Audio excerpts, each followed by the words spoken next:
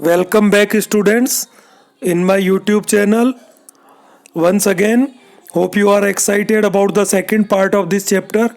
We are studying the challenges before Indian economy. In this section, first chapter is poverty. Poverty is a big challenge before Indian economy.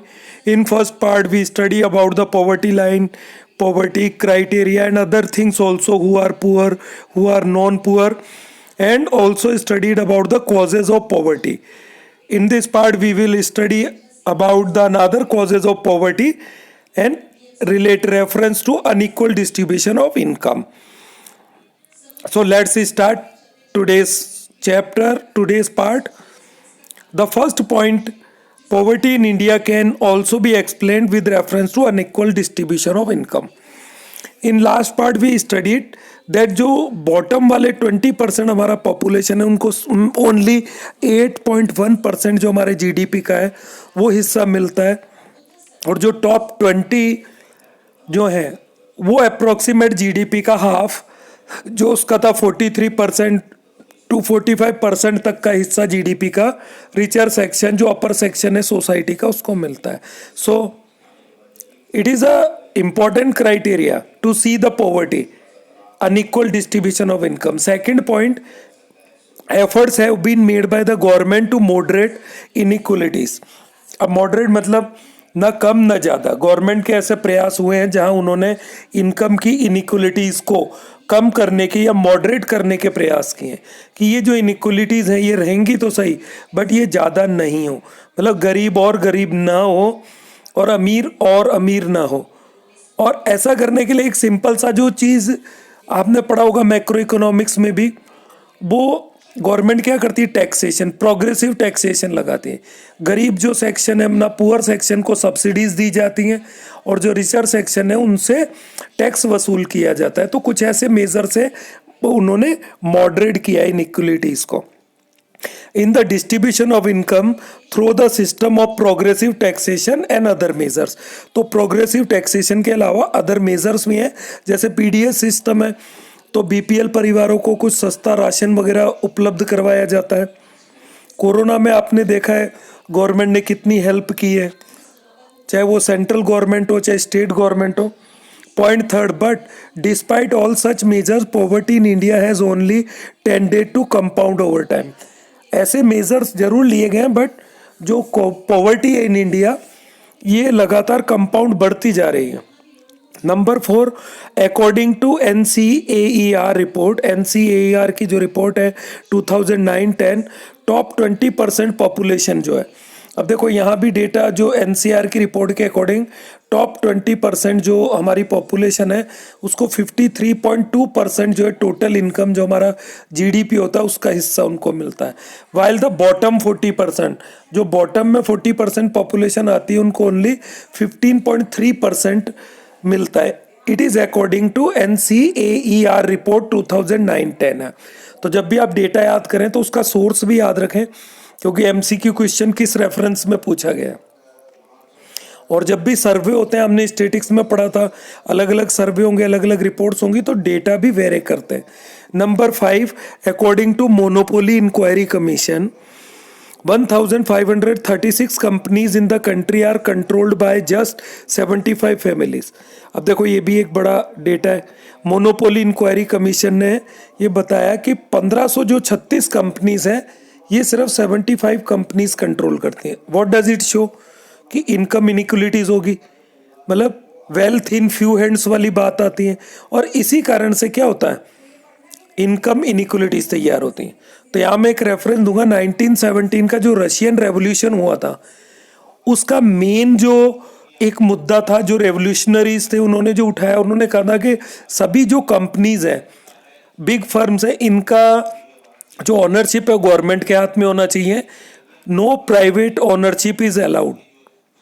और उसका reason ये था कि income inequalities सभी factories में job करें, और जो गवर्नमेंट है वो ऑनर हो इन सभी चीज की, और जो भी प्रॉफिट होता है गवर्नमेंट वो उनको इक्वली उनके इक्विटेबल डिस्ट्रीब्यूशन में डिवाइड करे, ताकि ऐसा नहीं हो सोसाइटी में एक मालिक और एक नौकर बनने लगे. तो ये मुझे कुछ याद आ रहा था, मैंने यहाँ शेयर किया. Hope it will be helpful for you. Number 6 point, unequal distribution of income not only reflects the size of existing poverty but also points the possibility of widening the gulf between rich and the poor in the near future.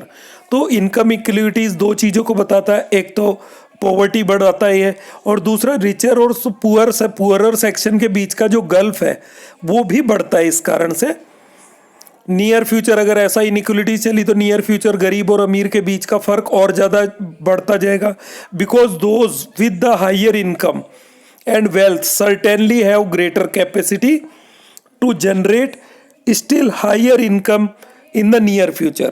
अगर ऐसी inequality चलती गई तो जो richer section है वो near future और ज़्यादा इनकम अर्न करेगा और ज़्यादा रिचर हो जाएगा और पुअर और गरीब होता जाएगा। Number 7 point, with huge stock of the wealth the rich are able to build their fortune while the poor continues struggle for survival. तो अगर ऐसा ये गल्फ रिच और पुअर के बीच में, हैव्स और हैव नॉट्स के बीच में लगातार बढ़ता रहा तो क्या होगा कि जो पुअर सेक्शन है वो तो अपने सर्वाइवल के लिए स्ट्रगल करता रहेगा और रिचर जो है अपने इन फ्यूचर और ज़्यादा आगे तरक्की करने की तरफ बढ़ जाएंगे। So these are the reason. हमने एक तो दो चीज़ें देखी थी, मैं आपको एक बार रिवाइज करवा देता हूँ हल्का सा। ये जो अपने पास कुछ पॉइंट थे 7-8 पॉइंट थे, ये था poverty under development, reference to under development पढ़ा था हमने, ये पॉवर्टी के कॉजेज। फिर जो आज हमने पढ़ा है वो हमने पढ़ा है poverty reference to unequal distribution. Important question है। Now the 5th point, measure to remove poverty. तो it is a big challenge how to remove the poverty, elevation of the poverty, what steps were taken by government. यहाँ भी अलग अलग criteria से हम इसको देखेंगे। Measure to remove poverty in India are placed in 4 categories. यहाँ इसकी 4 कैटेगरीज होती हैं। All the 4 categories are important. First, combating poverty through GDP. Combating मतलब होता है पॉवर्टी के खिलाफ लड़ाई। वैसे कम्बैक्टिंग का अगर आप शुद्ध डिक्शनरी मीनिंग देखेंगे तो द्वंद्व युद्ध होता है, दो जनों के बीच में लड़ाई। It means we are fighting against poverty. तो वन साइड हमारी गवर्नमेंट है, अदर साइड पॉवर्टी है। तो पहला तो जीडीपी ग्रोथ को बढ़ा के। Second, combating poverty by improving the distribution of income. Income के डिस्ट्रीब्यूशन को इम्प्रूव करके, मतलब अगर आप इक्वल डिस्ट्रीब्यूशन की तरफ जाएंगे तो पॉवर्टी श्योरली कम होगी through fiscal and legislature major.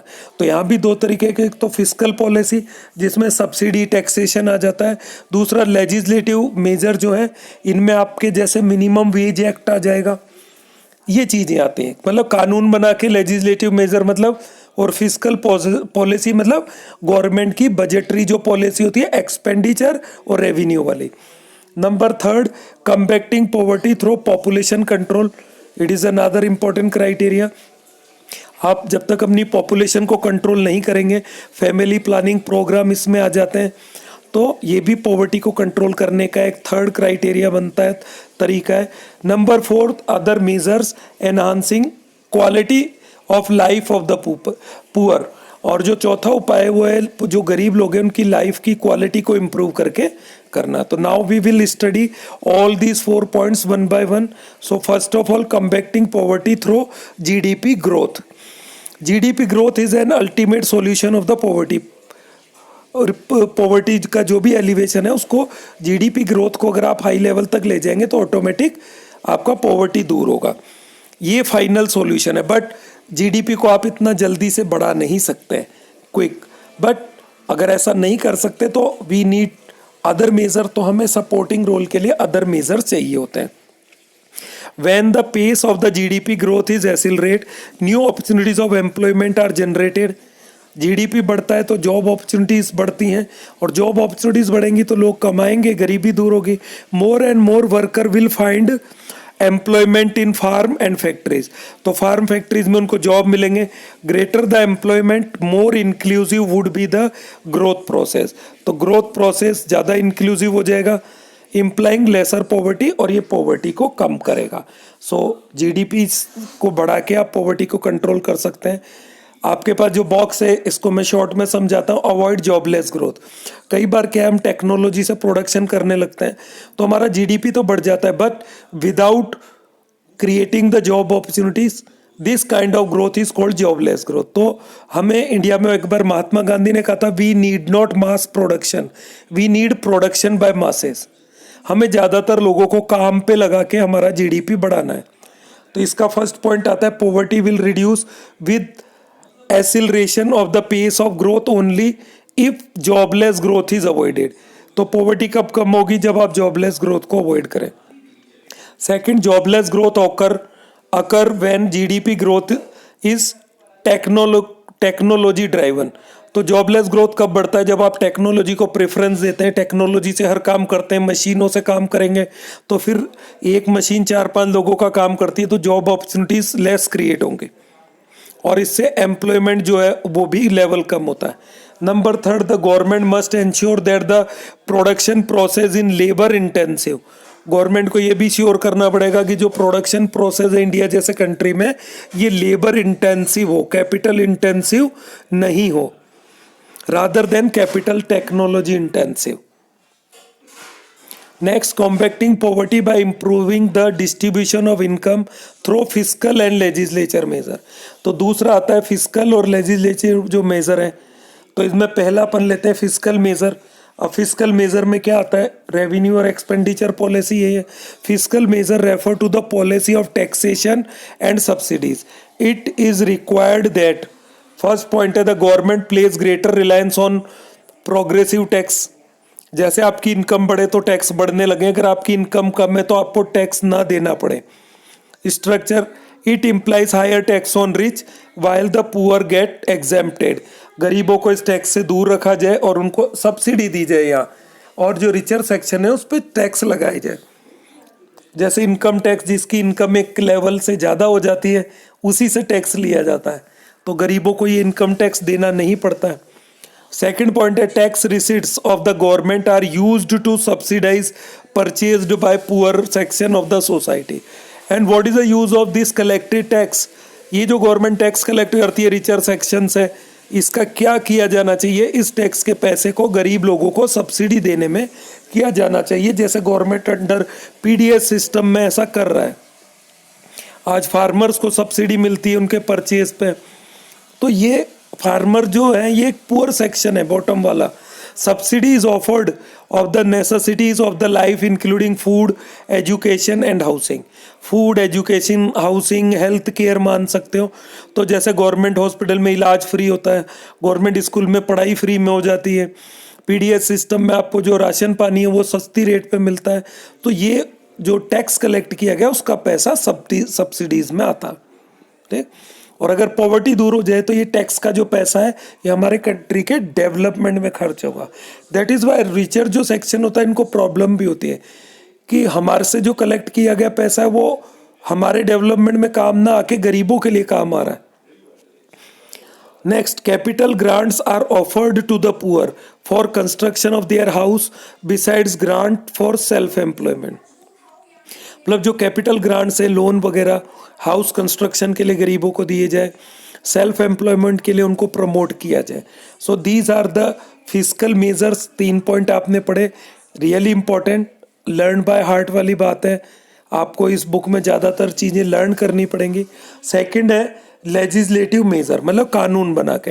अब हमारे कई सारे संसद में कानून पास हुए हैं जिनमें एग्जाम्पल है मिनिमम वेज एक्ट आपके पास आता है. Legislative measure refer to the minimum wage act making it mandatory for the employers to offer the stipulated minimum wage to the employ. भी एम्प्लॉयज़ को मिनिमम वेज जो क्राइटेरिया वो मिलता रहे.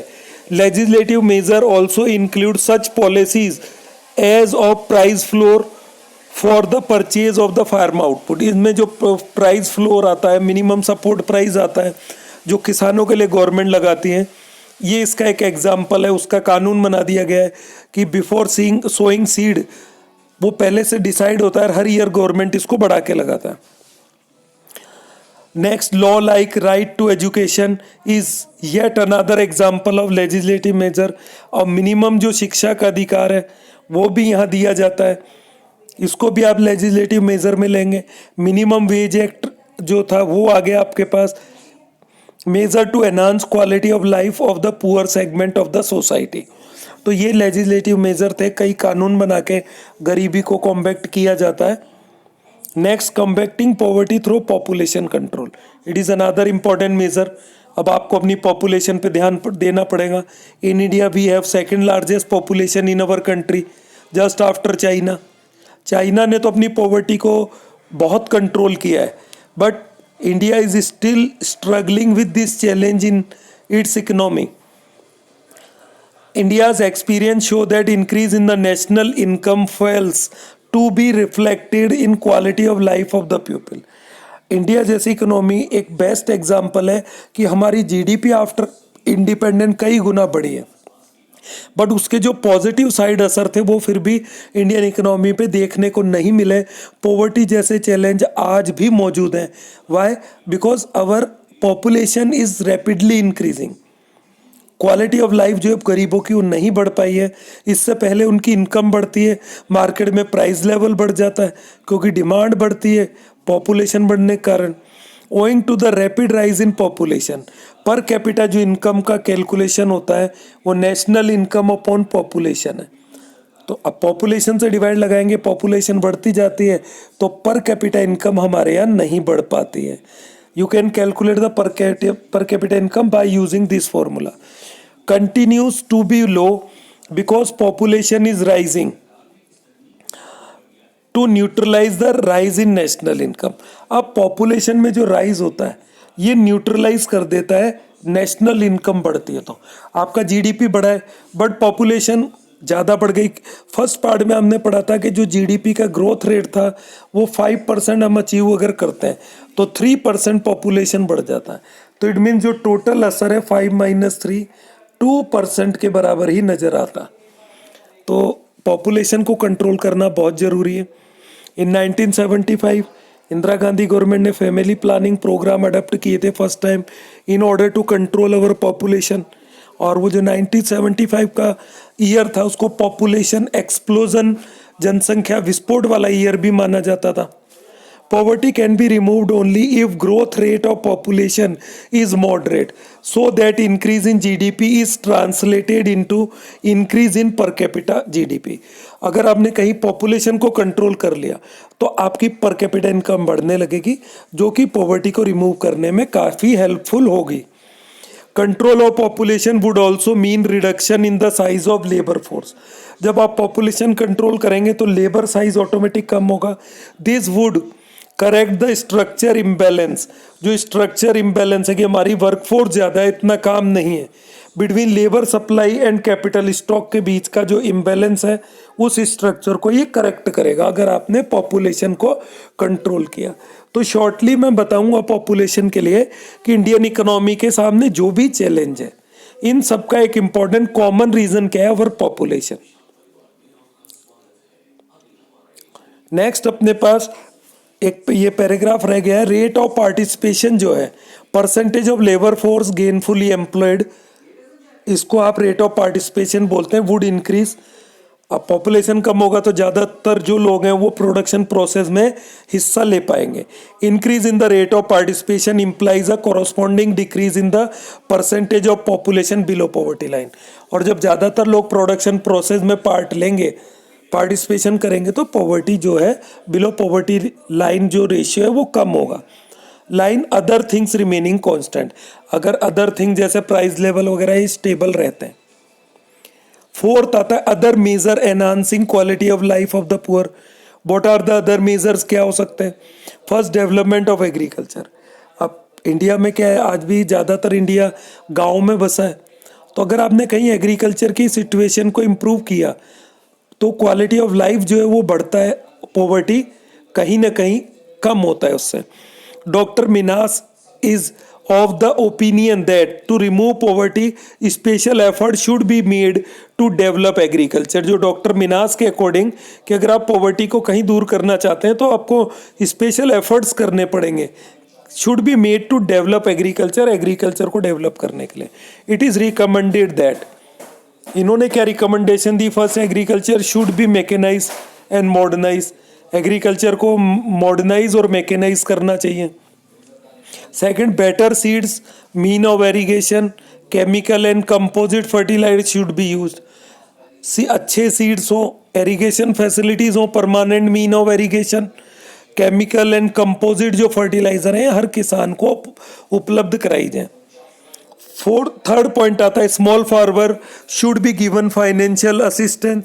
जो स्मॉल और मार्जिनल फार्मर है उनको कहीं ना कहीं फाइनेंशियल जो एड है by the way of loan, grants, subsidies इस तरीके से दिए जाए। Fourth point landless farmer should be given land. और ऐसे किसान जो लैंडलेस हैं उनको अंडर लैंड रीडिस्ट्रीब्यूशन में कुछ ज़मीन दी जाए ताकि वो खुद अपनी खेती करें और कहीं ना कहीं वो पॉवर्टी लाइन में जो बिलो हैं वो अबाव आ जाए। These measures are expected to reduce और remove poverty at the grass root level. ये ग्रास रूट मतलब जड़ से आपको अगर गरीबी को ख़त्म करना है, गरीबी के खिलाफ लड़ाई लड़नी है, then you should take, our government should take these kinds of steps. Second point इसमें आता है stability in the price level. अब प्राइस लेवल है, it is another reason of poverty. जब प्राइस लेवल बढ़ता है then it decreases your real income, purchasing power कम हो जाता है, तो इससे भी पॉवर्टी एनहांस होता है। Price stability is an essential pre request of the poverty alleviation. Price जो स्टेबिलिटी है ये पहले से सुझाया गया उपाय है। ये price continue to rise the standard of living of the poor will continue to be deteriorate. अगर प्राइस लेवल बढ़ता रहा, महंगाई बढ़ती जाएगी तो लोगों की हालत वो बद से बदतर होती जाएगी, जो गरीब हैं और गरीब होंगे। Price can be stabilize. अब प्राइस को स्टेबलाइज कैसे कर सकते हैं? First point, when production of food grain and other goods of mass consumption is increase. ऐसी गुड्स और सर्विसेज जिनका कंजप्शन मास कंजप्शन है उनके प्रोडक्शन को आप बढ़ा दें। जो चीज़ें रेगुलरली यूज़ होती हैं उनके प्रोडक्शन को आप बढ़ाएं तो वो ऑटोमेटिक प्राइस लेवल नीचे आएगा। When goods of mass consumption are distributed, और जब ऐसी चीज़ों को डिस्ट्रीब्यूट किया जाता है to the poor through fair price shop, तो ऐसी जो चीज़ें, सेकंड, जो मास कंजप्शन वाली चीज़ें हैं जैसे वीट, राइस हो गया, पल्सेस, इनको फेयर प्राइस शॉप पे गरीबों को दिया जाए ताकि वो कहीं ना कहीं थोड़े टाइम बाद उस बिलो पॉवर्टी लाइन से अबाव पॉवर्टी लाइन पहुंच पाए। Number third, eradication of unemployment. Unemployment को अगर आप ख़त्म करते हैं, कम करते हैं, तो इसका सीधा असर पॉवर्टी पे पड़ता है, पॉवर्टी ऑटोमेटिक कम होगी। Special measure should be taken to eradicate unemployment, under employment and disguise unemployment. In this context it may be noted that आपको यहाँ अंडर डेवलपमेंट और डिस्गाइज अनएम्प्लॉयमेंट को दूर करना है और अनएम्प्लॉयमेंट को टोटली इरिडिकेट करना। So unemployment is another challenge before Indian economy. तो ये भी हम आगे सेपरेट चैप्टर पढ़ेंगे। तो अगर आप अनएम्प्लॉयमेंट को इरिडिकेट करते हैं तो वो ऑटोमेटिक पॉवर्टी का रिमूवल होगा। यहाँ भी अपने पास कुछ इंपॉर्टेंट पॉइंट है। First, the opportunities of employment in rural area must be fully explored. गांव में जो एम्प्लॉयमेंट अपॉर्चुनिटीज है उसको फुल्ली आपको एक्सप्लोर करना पड़ेगा, पूरा उसका फ़ायदा उठाना पड़ेगा। Second, cottage industries and construction activities should be encourage in rural area. ग्रामीण क्षेत्रों में आपको कंस्ट्रक्शन एक्टिविटीज और कॉटेज इंडस्ट्री जैसी चीज़ों को बढ़ावा देना पड़ेगा। Next point, vocationalisation of education should be given a high priority. अब शिक्षा का व्यवसायीकरण जो है इस तरफ भी आपको ध्यान देना पड़ेगा ताकि after getting a particular education the person can generate self employment. उसको कुछ ऐसा हुनर हो, ऐसा कोई स्किल हो कि वो अपनी रोजी रोटी कमा पाए। That is why the vocationalization of education is necessary.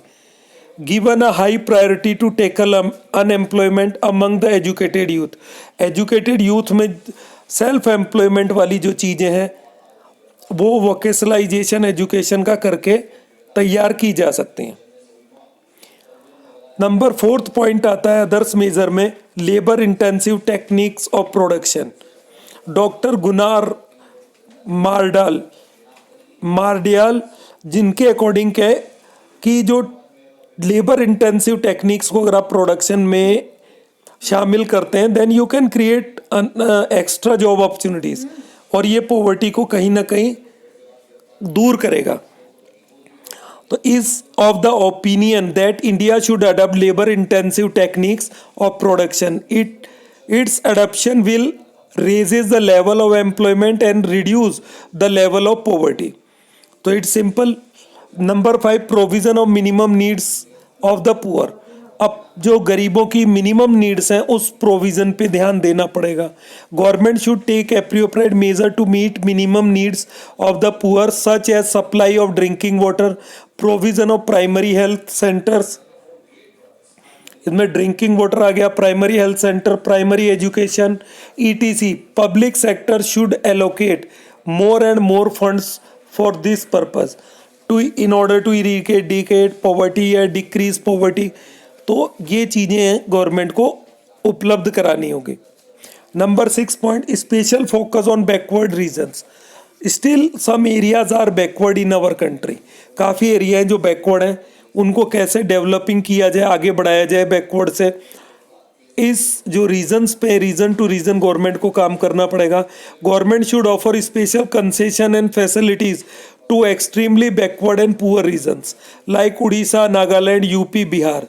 These are the backward regions. तो यहाँ गवर्नमेंट को कुछ कंसेशन देके न्यू फैक्ट्री सेटअप करवा सकती है गवर्नमेंट, या जो भी छूट देना है किसी भी तरीके से इन जो बैकवर्ड एरिया हैं इनको डेवलपिंग एरियाज में कन्वर्ट करना है, so as to encourage private investment. तो इसके लिए प्राइवेट इन्वेस्टमेंट को इंक्रीज किया जा सकता है. अब गवर्नमेंट कई लालच दे सकती है, जैसे रिबेट इन टैक्सेशन हो सकता है, लो कॉस्ट पे बिजली सप्लाई गवर्नमेंट फैक्ट्रीज को दे if they are ready to establish their factories in backward areas. तो ऐसा था भी सही. हमने अंडर जो पब्लिक सेक्टर 1990 से पहले क्या था सिस्टम, लाइसेंस दिए जाते थे और बैकवर्ड एरिया में अगर आप इंडस्ट्री सेटअप करते तो लाइसेंस आसानी से मिलता था. Next number 7, opportunities of self employment. Self employment वाली जो अपॉर्चुनिटीज हैं ये आपको क्रिएट करनी होंगी ताकि पॉवर्टी कहीं ना कहीं दूर की जा सके. Opportunities of self employment should be further explored. More and more industries training institute, ITI institution ज़्यादा खोले जाएं. Should be opened to impart industrial and expenditure education, entrepreneurial education. Sorry, आपको ऐसी एंटरप्रेन्युअल एजुकेशन मिले कि आप बड़े होकर अपनी कोई इंडस्ट्री ऑर्गेनाइजेशन इस्टेब्लिश कर पाए, मतलब आप दूसरों को जॉब दें, जॉब ढूंढने की जगह. Also loan should be offered through banking and other financial institution. ये आपको लोन प्रोवाइड कर सकते हैं for investment at low rate of interest for setting up small enterprise as means of self employment. Self employment के जो opportunities हैं उसको create करने के लिए startup must be given a kick start. जिसको स्टार्टअप बोला जाता है, स्टार्टअप मतलब आपको गवर्नमेंट लोन वगैरह देके फाइनेंशियल हेल्प देगा, आप अपना बिजनेस स्टार्ट कीजिए, व्यवसाय स्टार्ट कीजिए और धीरे धीरे उस लोन को चुका दें. जब आप कोई बिजनेस स्टार्ट करते हैं देन उससे कई लोगों को आप जॉब अपॉर्चुनिटीज तैयार करेंगे. Number 8, this is the last point in other measures, effective public distribution system. जो हमारा PDS सिस्टम है इसको इफेक्टिव बनाए, यहाँ कोई बेईमानी चोरी का चांस नहीं हो. कई बार सुना जाता है अंडर PDS सिस्टम जो फ़ायदा गरीबों को मिलना चाहिए वो नहीं मिल पा रहा है. ठीक, जो PDS जो फेयर प्राइस शॉप ऑनर है वो कहीं ना कहीं करप्शन का शिकार होते हैं. An effective PDS must be in place of supply of food grains and other essential of life to the BPL population of country. Food grains and coarser cloth must be provided at subsidized rates through fair price shops under direct control and supervision of the government. तो fair price shop से जो भी चीज़ें distribute की जाए, essential food grain, courser cloth, ETC, तो ये government की निगरानी में दिए जाएं ताकि यहाँ कोई भी करप्शन या चोरी का, काला बाजारी का चांस नहीं हो. So these are the major and I think it is enough for this video. एक बॉक्स वाला सेक्शन रह गया है, 2-3 पॉइंट स्कोर ले लेते हैं इसमें. Provision of income generating assets and eradication of poverty. इनमें हमने बात फर्स्ट पॉइंट आता है provision of income generating assets can go a long way in eradicating poverty. Income generating जो असेट्स तैयार करने में टाइम जरूर लगेगा बट ये पॉवर्टी को कहीं ना कहीं लॉन्ग वे में इरिडिकेट करेगा। Next, let us give land to the landless worker, landless worker को लैंड देना। Next, let us give loan, loan देना गरीबों को ताकि वो अपना काम धंधा स्टार्ट कर सकें। लास्ट इसका जो अपने पास पॉइंट आता है, addressing the problem of poverty through self employment schemes based on the provision of income generating assets. Income generating assets तैयार करें ताकि इससे कई गुना एम्प्लॉयमेंट अपॉर्चुनिटीज तैयार हों। So these are the veg.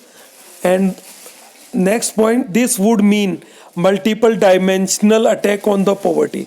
It means ये क्लियर है कि जब तक आप पॉवर्टी पे मल्टी डायमेंशनल अटैक नहीं करेंगे तो पॉवर्टी दूर नहीं होगा। तो there are lot of measures, हमें एक साथ सभी मेजर्स को काम में लेना होगा हमारी गवर्नमेंट को, if we really want to eradicate poverty from our economy. I think you are enjoying. You can ask your problem any time by asking your problem in commenting section. Thank you very much to watching me. Now we will see in the next